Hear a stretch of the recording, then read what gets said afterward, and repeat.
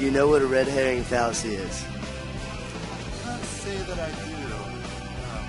I've heard the term, but no, I don't know.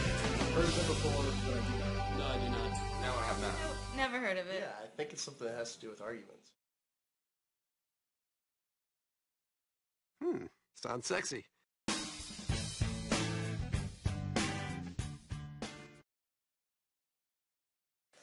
Red herring is a term that comes from an old method of training dogs for fox hunting. The goal was to train the dogs to stay on the fox's scent and ignore other distracting smells in the area. Trainers would let the fox go so it could make a scent trail for the dogs to follow, and then before letting the dogs go, they would drag smelly red herring across the fox's trail. If trained properly, the dogs would resist the smell of the herring and stay on the trail.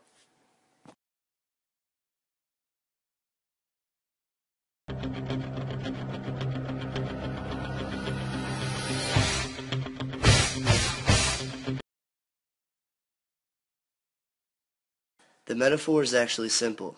The fox represents the original or the main argument that's being debated, while the hound represents anyone in the argument that's supposed to be attacking the issue.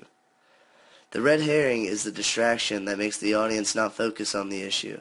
It could be a new or different argument that raises a different issue, or an irrelevant comment that diverts from the main issue.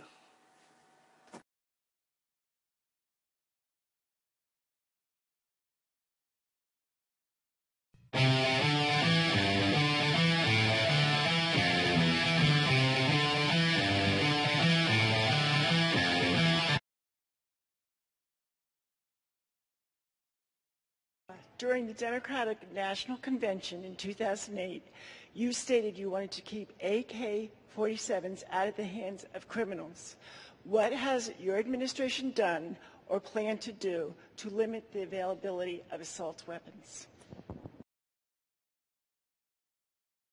What I believe is we have to do, as the President mentioned towards the end of his remarks there, which is to make enormous efforts to enforce the gun laws that we have and to change the culture of violence we have. And you ask, how are we going to do that? And there are a number of things. He mentioned good schools. I totally agree. We were able to drive our schools to be #1 in the nation in my state. And I believe if we do a better job in education, we'll give people the hope and opportunity they deserve, and perhaps less violence from that. But let me mention another thing, and that is parents. We need moms and dads helping raise kids. Wherever possible, the benefit of having 2 parents in the home, and that's not always possible. A lot of great single moms, single dads. But gosh, to tell our kids that before they have babies, they ought to think about getting married to someone, that's a great idea. Because if there's a 2-parent family, the prospect of living in poverty goes down dramatically. The opportunities that the child will be able to achieve increase dramatically.